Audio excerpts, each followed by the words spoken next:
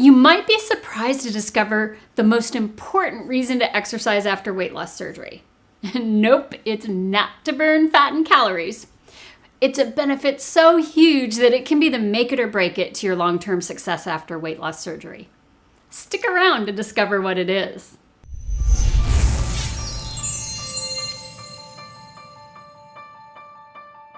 Just about anyone who's struggled with obesity is aware that exercise has a ton of advantages, like burning fat and calories, toning muscle, improving sleep, elevating your mood and energy, and even helping to better your overall health.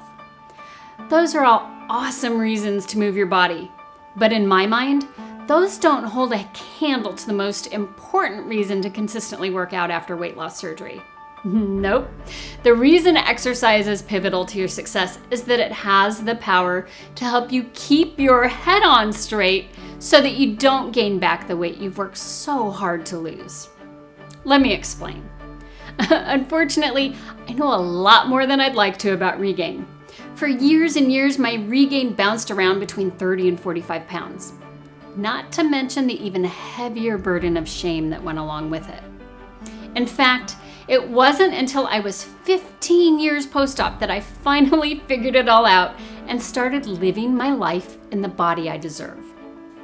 The secret to success is grounded in your mindset, but it's pretty dang hard, if not impossible, to gain maximum control of your mindset if you're not exercising regularly. Not so fast. Make sure that whatever you do is approved by your doctor first. When you exercise aerobically, elevating your heart rate and breathing in alignment with the parameters recommended by your doctors and fitness professionals, increased levels of oxygen are pumped into your brain. That oxygen acts as a brain elixir, actually stimulating brain cell growth. This enables your brain to function better, ultimately enhancing your mindset in a way that supports long-term success after weight loss surgery. Here's how. It helps you make better decisions. You make decisions all day long that impact your body and your health. What are you going to eat? When are you going to eat? Are you going to work out? Are you going to weigh yourself? Will you attend support group today? Will you make notes in your journal? Will you track your eating? There's mounting evidence that aerobic exercise improves what are referred to as your brain's executive functions. What's that mean? Well, executive functions help you plan, organize, strategize, and get things done. They also help you resist interference. Even after weight loss surgery, right-sized living requires all of these things. There's no winging it. You plan your food, your exercise, your support activities, your doctor's visits. Plus, you get all kinds of surprises thrown in all day, like free samples at the grocery store, donuts at the office, a local kid selling chocolate bars for fundraisers. It's an endless barrage of temptation. But if you're properly oxygenating your brain through aerobic exercise, then you're more likely to make better decisions each time you're faced with temptations.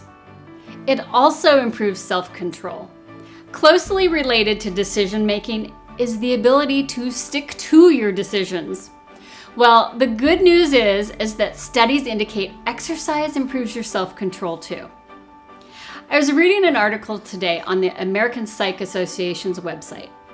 Yes, I'm a dork. And the article said that the average person spends 3 to 4 hours a day resisting desires. 3 to 4 hours. What percentage of that 3 to 4 hours do you think are spent resisting caloric indulgences? Whatever it is, there's no doubt that your ability to maximize your self-control is a big factor in achieving long-term, right-sized living. The good news is that you can elevate your self-control. The British Journal of Sports Medicine compiled 24 different studies that explored the links between exercise and self-control. It found that short bouts of exercise led to immediate bursts of self-control. Over the years, I've had several discussions with friends about how we tend to automatically eat healthier when we're working out. We speculated that maybe we just didn't want to let all our hard work be ruined with indulgences, or that maybe all the water we were drinking through our workouts took a bite out of our appetites, or that maybe we just felt inadequate around all the perfect-bodied people at the gym. Turns out, it was all the extra oxygen those workouts were feeding to our brain. It elevates your energy.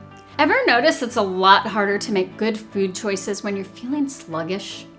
If you watched my video Snooze to Lose, then you know that when you're tired, you crave unhealthy foods that are loaded with sugar and fat. So it's important to elevate your energy level. Mainlining coffee and energy drinks is not the answer, but exercise can help, and it can help a lot. That's because exercise elevates your body's natural hormones, endorphins. Endorphins make you happy and bursting with energy. You want to move more. The chocolate cake often stops calling your name. Exercise also promotes better sleep quality. That's great because when you're tired, your fullness and hunger hormones are out of whack. They scream, feed me, when they should be saying, oh, I'm good. I've got plenty of fuel in the tank. University of Georgia researchers discovered that inactive people who experience fatigue increase their energy by an average of 20% and decrease fatigue by as much as 65% through regular, low-intensity exercise. Exercise stimulates neuroplasticity. What? In a nutshell, neuroplasticity is your brain's ability to change or adapt by forming new connections between cells.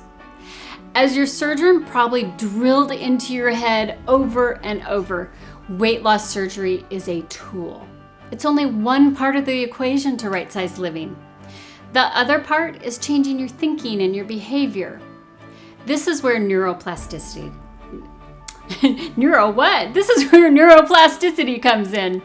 You've got to rewire your brain to change your behavior. And the more you repeat that new behavior, the more ingrained or natural it will become. Can you restructure your brain's connections without exercise? Yeah, but it's a tougher hill to climb if you're not exercising. Listen, you may not feel like exercising. I totally get it. You might even hate exercise with every fiber of your being.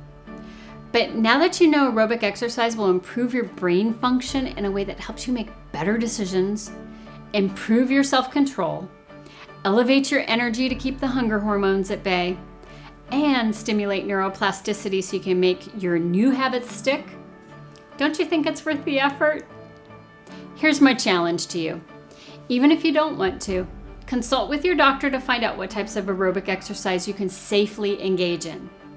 Try it for 30 minutes a day for 30 days and see if maintaining your right-sized lifestyle feels a little easier. Until next time, live with purpose, live with courage, and live with delight.